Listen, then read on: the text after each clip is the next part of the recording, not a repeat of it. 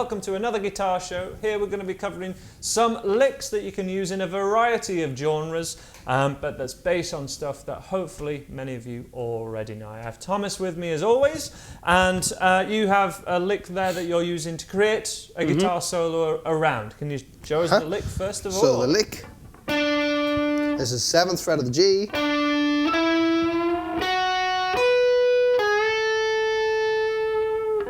And that is the basis of the lick. And how would you describe to people that are new to lead guitar and perhaps new to playing guitar at all, what is a lick? It's one of those terms that we kind of hear a lot.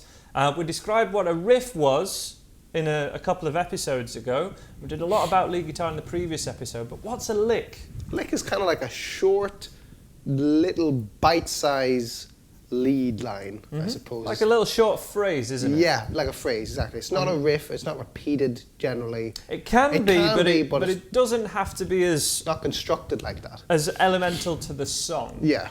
We said that a riff should be repetitive, but that it's instantly recognizable and instantly is that song, and then it happens again and again. But a lick, we can use the same lick in so many contexts. Of different stuff. This lick that you're playing there is essentially, that could be for classic rock, that could be for blues, or this funky thing that I'm playing here. Everything that we play will be tabbed out on the website, the link's in the top of the description, and there'll be some helpful hints as to where to go on if you want to learn more of this kind of stuff. Just play it one more time, and then we'll see how we can make a full solo out of one lick.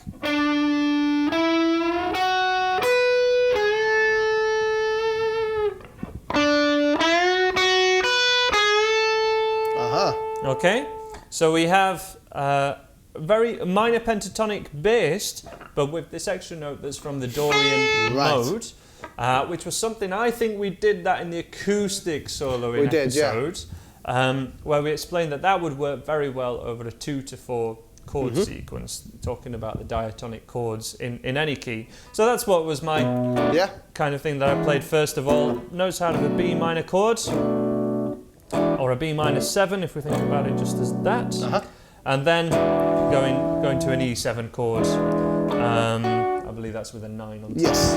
Right. So just the shape of it is just coming from shape 1 pentatonics, where I'm basing and then that note, that's our Dorian note. Bending up to a normal pentatonic note as well. But we still get that Dorian flavour from it. Yeah, so, definitely. And another, it doesn't have to be like a kind of 2-5-E. No, but that would work equally over like... just like a...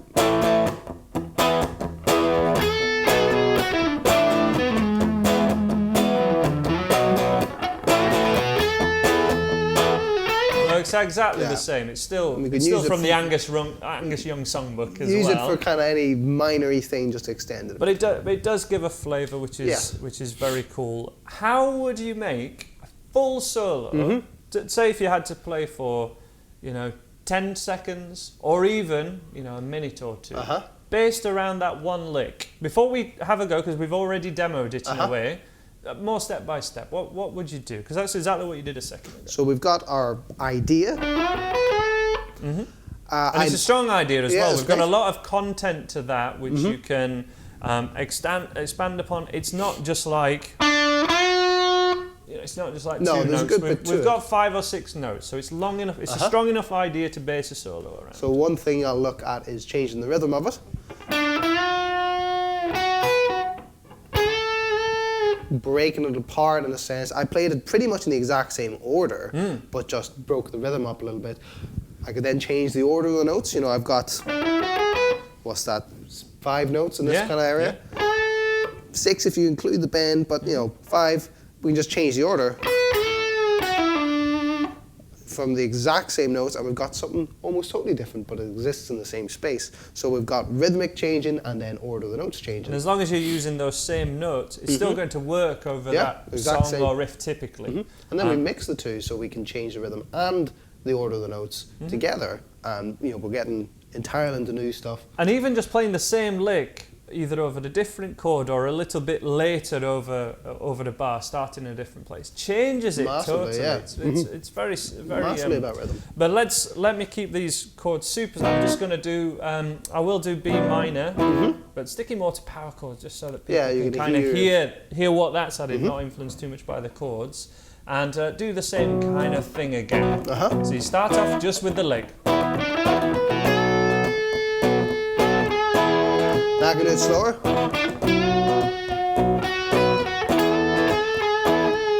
Same lick. Now I can change the order.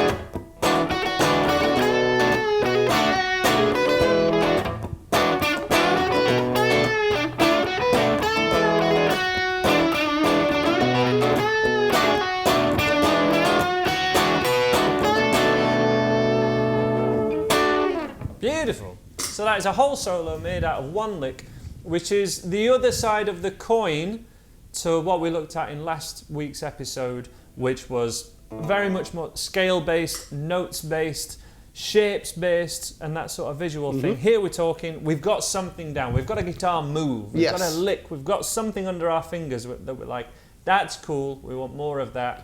Base your solo on it. I really like what you said there, like a guitar move. Like it's something, it's almost like a dance move. You know, everyone's got their favourite dance move. Exactly. What are you going to break out? Exactly. Splitting it up into, splitting up a longer solo. You can do this with any solo that you currently know as well. Just there's one little cool bit in it. Because it's not just a lick. You can do that same thing. I'm trying to remember exactly what you did now. Something like that. You can do that same thing in a different key. You could change the genre. You know, it will still work. But it's the same general thing. You can just break it out in It different feels situations. the same. It's like when once you've got one chord down, you can kind of play it anywhere and then play any chord. You can take one lick and use it in many more musical situations than you might. But that's one example which is tabbed out for full on the website. My first example will be a cycling lick that I like to show a lot of students, because it sounds quite flash, but it's very doable for a very average guitar player can have a good go at this. It's got a lot of those building blocks. It's based upon this sort of move where we have that's essentially the start of Highway to Hell and that kind of thing. But where we've got this clamp, or that first finger holding down the first two strings, and the lick we're going to go for.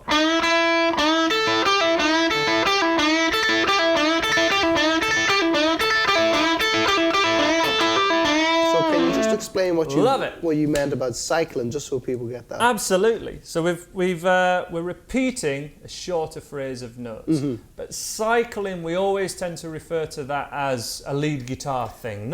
We don't tend to say that riffs cycle as much. As a term, it is when we have a repeating lick, and there's only 5 notes in this particular lick. So we've got 1, which is just the bend, and we're in the position of the A minor pentatonic here. Supporting that bend, that's an up, then probably an up down I would do, of the first string and then the second string. Now this note is the last 2 notes. Either one of these could be done with a hammer on and flick off, depending on how confident you are with a pick. But the notes 1, 2, 3, 4, 5.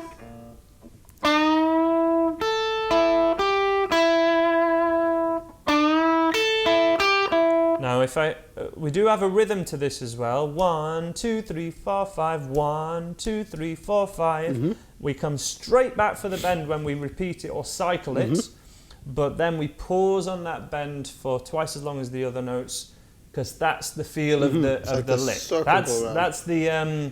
That's the move that we're going for. That's the wheel. Yeah, great. Great thing about doing it in A A, and I think the first place I actually learnt this was right up 12 frets up at 15th and 17th fret.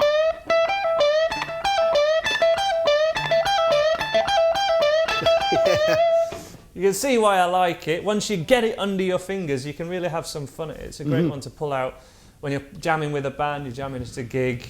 It really starts to go, oh wow, there's something cool there. Yeah, it's really nice. Which is, again, you don't often get that if you're playing more of a melody, more of a scale. It's a good one to have in your trick bag. This would work over anything that's a rock or blues in the key of A. Or you can move that wherever yeah, you want absolutely. to do it. I mean, can you give me some sort of power chord thing to play over? I don't think it would really matter. Let's give it a G. Okay.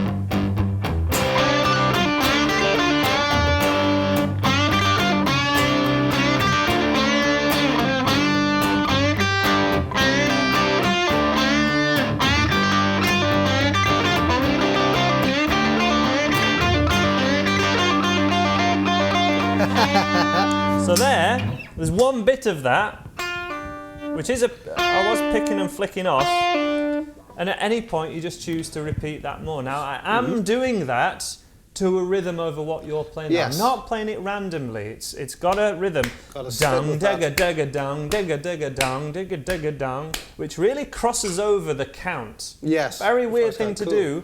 And typically you can only get that from certain songs or solos that you do. And that one it's a bit of a butchering of it, but it's a little bit of a Joe Perry lick from Dude Looks Like a Lady. Yeah, it's great.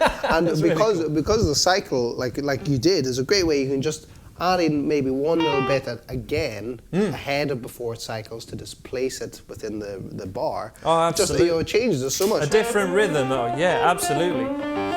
A cool thing that many of you might not know about this, and my next one is going to be a very chord specific lick. If you then, we're in the key of G and you're playing, and I'm playing the lick, stay on the D when you get to it.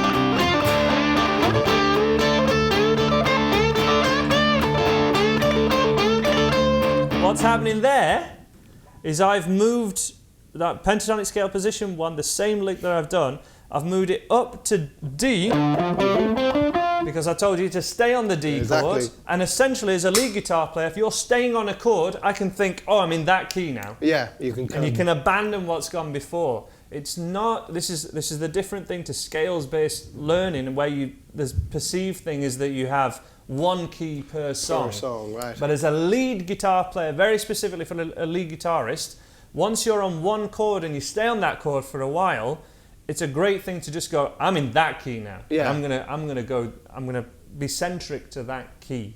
And just move your cycling lick or whatever lick that you're doing, whatever guitar move you're using, move it to that. It really jumps out, doesn't it? We'll explore that to the next one. But it suddenly sounds like something new. Exactly. And you've got the guitar, you've learned the move, you've learned the hard bit already. It's applying it, guys. You've learned more ways to apply the same stuff that you already know. And you get so much bang for your buck. You get so much you can do, so much you can kind of showcase in your playing. People have a lot more guitar skill than they realise. Yeah, exactly. They just don't know where to show it. They haven't learned the right song that sort of can showcase it. That would be my example. It's tabbed out for full on the website. Links at the top of the description. You had another lick. Can you just demonstrate for us?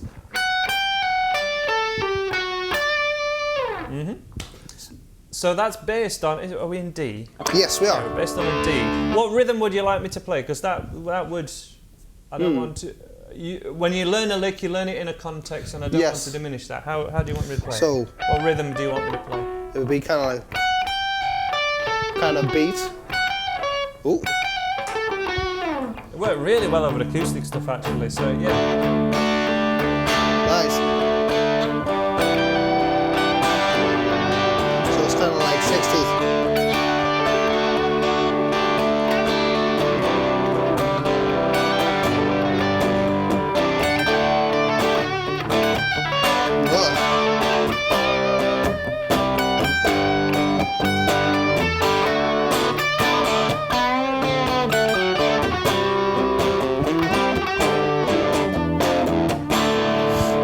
You could almost.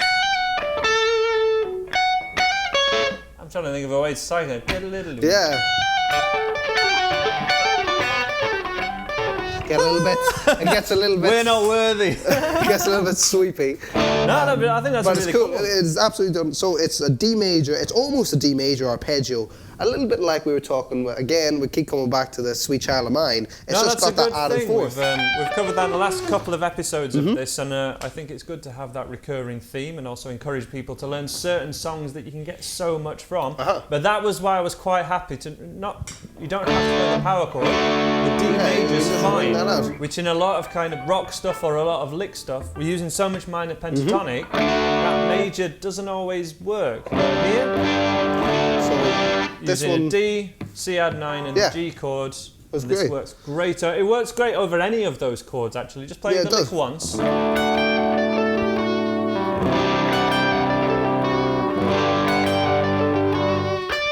I was gonna say the obvious ending to that is Yeah, going just back up to jumping the back D, up. going up to the D. Was there a particular context that you learnt that from?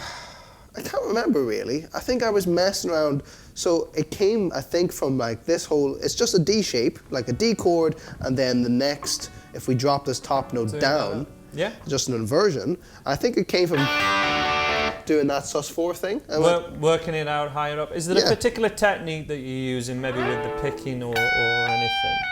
yeah, so we've got. So that third note's a pull off. And it's almost like a sweep, but it's kind of like economy picking, you know. We're using the motion that we're going string-wise. Just, if I'm going this way, I'm just going to keep picking up. I'm not going to go up, down. So if you do it slow, it's economy. If you do it fast, it's almost like a sweep. And then just jumping back up with the down. I think sweep picking can get a bit too much credit for a lot of those type of licks. Yeah. To sweep lick as soon as you're doing that, but you could get a lot of the same speed, frankly, of just picking it any other way. It's not particularly. It doesn't have to be used in a fast way. No, not to at learn all. Sweep picking, but once and again, I was picking way too heavy when I was struggling with sweep picking. Just really relaxing and let it sort of Just drift back. sweep. That really brought it on, and that would be a great lick where you can use sweep picking. Or you don't can have just to if slow you it want to down. do it slowly. It's the note choices that are cool. Would there be any other context where that lick would work? Or would you be thinking about that as like a gem in... how could we make a full solo out of it? Yeah, I suppose I know what you mean. So 'Cause that sounds great, for example. There's a lot of these that sound great in a guitar shop or when you're playing on your own. And then someone plays a bit of music and the student can think, or the guitarist can think, oh, I got nothing over that. So over this, we've got kind of a lot of options.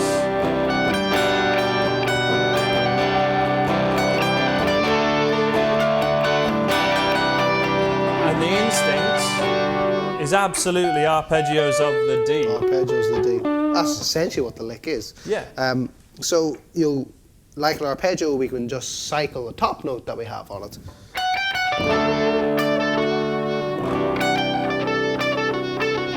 You know, if you want that kind of approach. Sounds super Guitar Hero. It does sound Even though it's so major. Yeah, it is really. It's the fourth in it. Or taking another approach.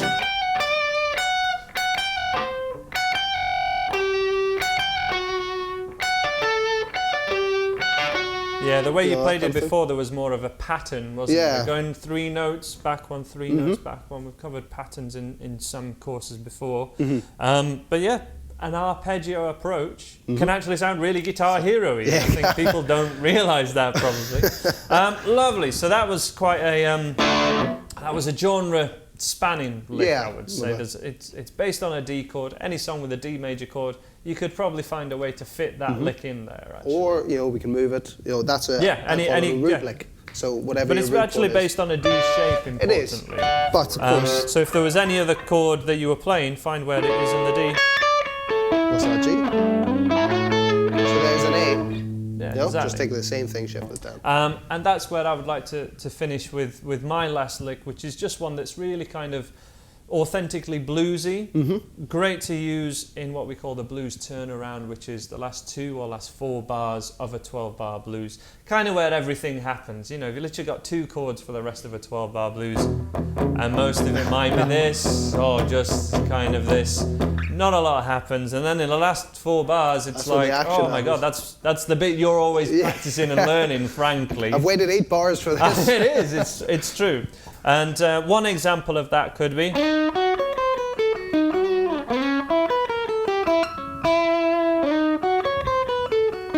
That's great. That. Now, what I like about this is it is just a sequence of notes based on a shape of a chord, but it's a lick. And you're thinking, I would be thinking of this. This is my B chord. And wherever I can play that bar chord shape, I know where to play that lick. Because we'd start off sliding to the note, which is the major third of a B major chord in this case. So we're thinking about this as a turnaround in a 12-bar blues in the key of E. If you're not familiar with a 12-bar blues in the key of E, there are hundreds of songs that use this. This is kind of based around Sweet Home Chicago, Before You Accuse Me, that sort of Eric Clapton, Eric Johnson kind of style. There are many variations on it.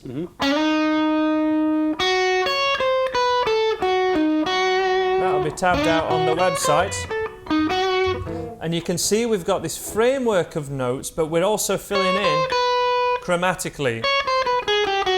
There are so many like cool blues licks where I'm like, what did he do there? I'm like, it just went one note at a time. It wasn't anything particularly clever. Often you can do it with a flick off or something.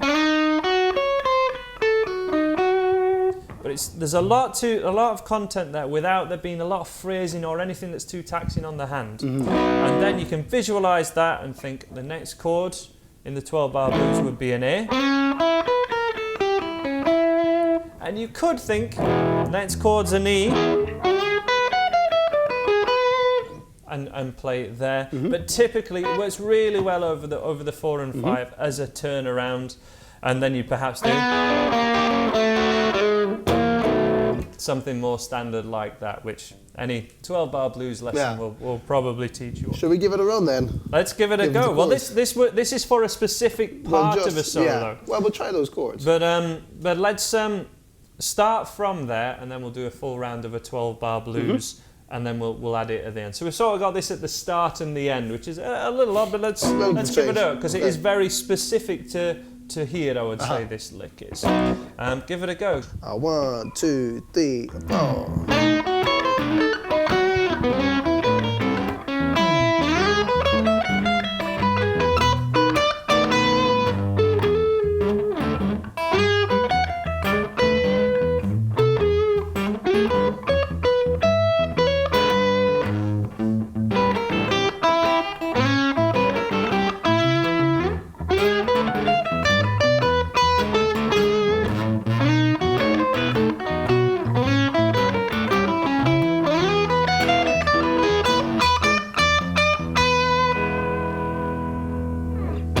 That's just an example, and as I say, it fits in over that turnaround so well. But I would be thinking of this as just, you have a lick that you can use, but you're visualizing, rather than trying to visualize all the different little notes, you're visualizing the overall shape of a bar chord, or even just partial notes out of that bar chord, to help you remember a lick, or to help you move around the fretboard a lot more. Hopefully that helps some of you out there to make a bit of progress and give you some ideas for lead guitar. This has been another guitar show, your regular Sunday 30-minute guitar lesson, coming on both the Andy Guitar YouTube channel and the Your Guitar Academy YouTube channel. I could not be doing this without these guys. It's great that Thomas is here and the other guys at Your Guitar Academy. Remember, you can get Skype lessons with Thomas and the other people at Your Guitar Academy. The link is in the description, but we will see you next Sunday, and bye for now. Thank you so much for watching.